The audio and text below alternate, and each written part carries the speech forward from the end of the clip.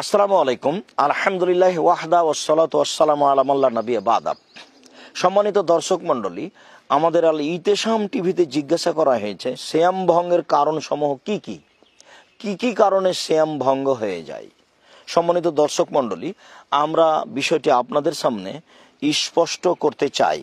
আপনারা অবগত হবেন। আমরা ধারাবাহিকভাবে বললে আমরা এই বিষয়ে এক নম্বরে পেশ করতে চাচ্ছি খাওয়া ও পান করা। আব্দুল ইবনে আমর রাদিয়াল্লাহু তাআলা আনহু বলেন, রাসূল সাল্লাল্লাহু আলাইহি সাল্লাম বলেছেন যে আসসিয়াম ওয়াল কোরআন ইশফিআনে লিল আবদি ইয়াউমাল কিয়ামা, নিশ্চয় সিয়াম এবং কোরআন বান্দার জন্য বিচারের দিন আল্লাহর নিকটে সুপারিশ করবে।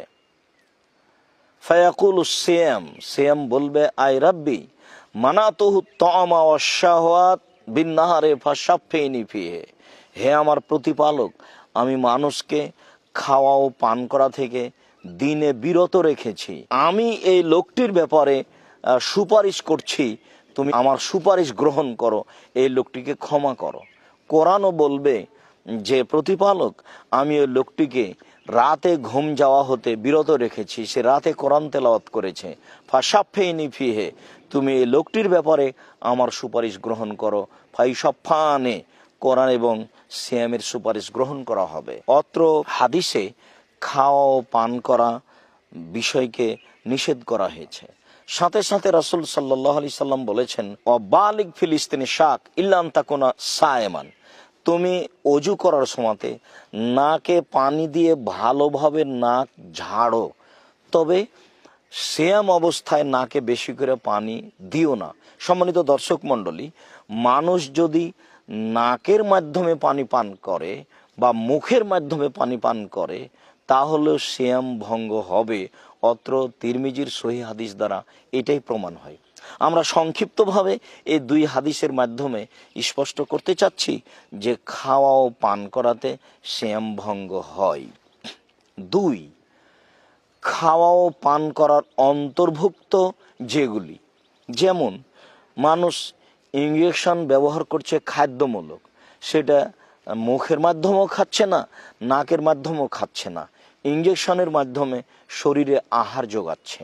এইরকম যদি কিছু মানুষ শরীরে আহার যোগানোমূলক ব্যবহার করে তাহলেও সিয়াম ভঙ্গ হয়ে যাবে। তিন, ইচ্ছাকৃত বমন করলে।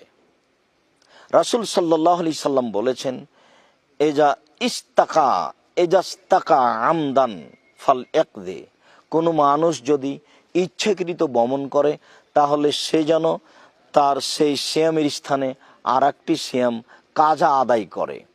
অত্র তিরমিজির সহিহ হাদিস দ্বারা প্রমাণিত হয় যে বমন স্বইচ্ছাই করলে তার সিয়াম ভেঙে যাবে, তবে অনিচ্ছায় বমন হলে সিয়াম ভাঙবে না। রাসূল সাল্লাল্লাহু আলাইহি সাল্লাম বলেছেন, এজা জারাহুল কায়ো, যদি তার অনিচ্ছায় বমন হয়ে যায়, ফালাইসা আলাইহিল কাদা, তাহলে তাকে সিয়াম সেই স্থানে কাজা করতে হবে না। সেই হাদিসেরই পরের অংশে বলা হয়েছে, মানুষ যদি ইচ্ছাকৃত বমন করে তাহলে তার সিয়াম ভেঙে যাবে। সম্মানিত দর্শক মণ্ডলী, আমরা এখানে স্পষ্ট বুঝতে পারলাম সহিহ হাদিসের মাধ্যমে যে ইচ্ছাকৃত বমন করলেও সিয়াম ভঙ্গ হয়ে যাবে। চার, হায়েজের কারণে এবং নেফাসের কারণে সিয়াম ভেঙে যাবে। আবু সাঈদ খুদরি রাদিয়াল্লাহু তাআলা আনহু বলেন, রাসূল সাল্লাল্লাহু আলাইহি সাল্লাম বলেছেন, আলাইসা ইযা হাদাত লাম তুসাল্লি ওয়া লাম তাসুম।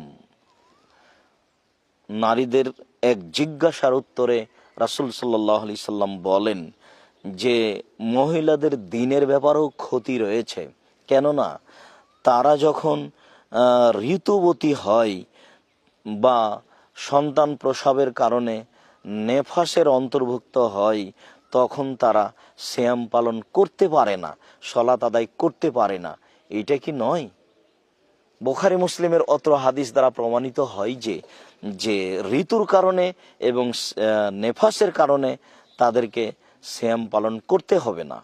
এই সময়ের সিয়ামগুলি তাদেরকে অন্য সময়ে করে নিতে হবে। সম্মানিত দর্শক মণ্ডলী, অত্র বুখারী মুসলিমের সহিহ হাদিস দ্বারা আমরা বুঝতে পারলাম যে ঋতুবতী নারীদেরকে সিয়াম পালন করতে হবে না, এবং নেফাসের কারণে রক্তজনিত হলে তাদেরকে সিয়াম পালন করতে হবে না। তারা এই সিয়ামগুলি অন্য সময়ে করবে, এই কারণে সিয়াম ভঙ্গ হয়ে যায়, এ কথাই ঠিক। আর আরেকটি হচ্ছে যে রাসূল সাল্লাল্লাহু আলাইহি সাল্লামের নিকটে একজন সাহাবী এসে বলল, আল্লাহ নবী, আমি ধ্বংস হয়ে গেছি। আল্লাহ রাসূল বললেন, কেন তুমি ধ্বংস হয়ে গেলে? লোকটি উত্তরে বলল যে আমি দিনে স্ত্রী মিলনে লিপ্ত হয়েছি। তখন রাসূল সাল্লাল্লাহু আলাইহি সাল্লাম তাকে বললেন যে তুমি পরস্পর 2 মাস সিয়াম পালন করতে পারবে? লোকটি বলল, আমি এই কারণেই তো বিপদে পড়েছি, আমি সক্ষম নই। তখন রাসূল সাল্লাল্লাহু আলাইহি সাল্লাম বললেন, তুমি 60 জন মিসকিনকে খাওয়াতে পারবে? লোকটি বলল যে আমি গরিব মানুষ, 60 জন মিসকিনকে খাওয়াতে পারবো না। ইতিমধ্যে একজন লোক আসলো কিছু খেজুর নিয়ে। রাসূল সাল্লাল্লাহু আলাইহি সাল্লাম বললেন, ঠিক আছে, তুমি এই খেজুরগুলি নিয়ে দরিদ্র মানুষকে দিয়ে দাও। তখন লোকটি বলছে, আল্লাহ রাসূল, এই মদিনায় আমার চেয়ে দরিদ্র কেউ আছে?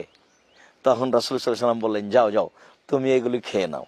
সম্মানিত দর্শক মণ্ডলী, বোঝা গেল অত্র বুখারী মুসলিমের হাদিসে যে স্ত্রী মিলনের কারণে সিয়াম ভঙ্গ হয় এবং তার কাফফারাও রয়েছে। তবে কাফফারা শুধু স্বামীকে দিতে হবে, স্ত্রীকে নয়। 5, হস্তমৈথুন করলে সিয়াম ভঙ্গ হবে। তার দলিল হলো এই যে হাদিসে বলা হয়েছে যে সিয়াম আল্লাহ তাআলার নিকটে বলবে, রাব্বি মানাতুহু তাআমা ওয়াশ শাহওয়াত বিন নাহারে ফাশাফফিনি ফিহি, হে আমার প্রতিপালক, আমি লোকটাকে খাদ্য হতে এবং তার প্রবৃত্তি হতে বিরত রেখেছি, তুমি এই লোকটির ব্যাপারে আমার সুপারিশ গ্রহণ করো। আল্লাহ তাআলা তার সুপারিশ গ্রহণ করবেন, এমন ব্যক্তিকে আল্লাহ তাআলা জান্নাতে দিবেন। অত্র হাদিসে প্রবৃত্তির কথা বলা হয়েছে। আবার যে বুখারী মুসলিমের হাদিসে রাসূল সাল্লাল্লাহু আলাইহি সাল্লাম বলেছেন, কুল্লু আমাল ইবনে আদম ইজাফুল হাসানাতু বিআশরি আমসালিহা, আদম সন্তানের সব আমলকেই 1 থেকে 10 লেখা হয় এবং তা বাড়াতে বাড়াতে 700 পর্যন্ত করা হয়। কাল আল্লাহ তাআলা বলেন, ইল্লা সম ফাইন্নাহু লি ওয়া আনা আজিজি বিহি, নিশ্চয় সিয়াম এর অন্তর্ভুক্ত নয়, সিয়াম আমার ব্যাপার, প্রতিদান আমি দিব। অমিন আজলি, আমার কারণেই তো সে এদাউত্তামা শাহওয়াত, সে তার প্রবৃত্তি এবং খাদ্যকে পরিহার করেছে। বুখারী মুসলিমের অত্র হাদিস দ্বারা প্রমাণিত হয় যে মানুষ যদি খাদ্য গ্রহণ করে এবং প্রবৃত্তিকে পূর্ণ করার কর্মে লিপ্ত হয় তাহলে তার সিয়াম ভঙ্গ হবে। অতএব হস্তমৈথুনে যদি মানুষ লিপ্ত হয় তাহলে সে তার প্রবৃত্তির অনুসরণ করলো। স্বাভাবিকভাবেই বুখারী মুসলিমের হাদিস দ্বারা প্রমাণিত হয় যে এই হস্তমৈথুনের কারণেও সিয়াম ভঙ্গ হবে। তাহলে আমরা মোটামুটি সিয়াম ভঙ্গের কারণ 5টি উল্লেখ করলাম। 1, খাওয়া ও পান করা। 2, খাওয়া ও পান করার অন্তর্ভুক্ত যেগুলি। 3, ইচ্ছাকৃত বমন করা। 4, হায়জ ও নেফাসের কারণে সিয়াম ভেঙে যায়। 5, স্ত্রী মিলনে সিয়াম ভেঙে যায়। 6, হস্তমৈথুনের কারণে সিয়াম ভঙ্গ হয়। আল্লাহু আ'লাম ওয়া সাল্লাল্লাহু আলান নবী ওয়া সাল্লাম। সর্ববিষয়ে আল্লাহই সর্বাধিক অবগত। নবী করিম সাল্লাল্লাহু আলাইহি সাল্লামের প্রতি দুরুদ ও সালাম অব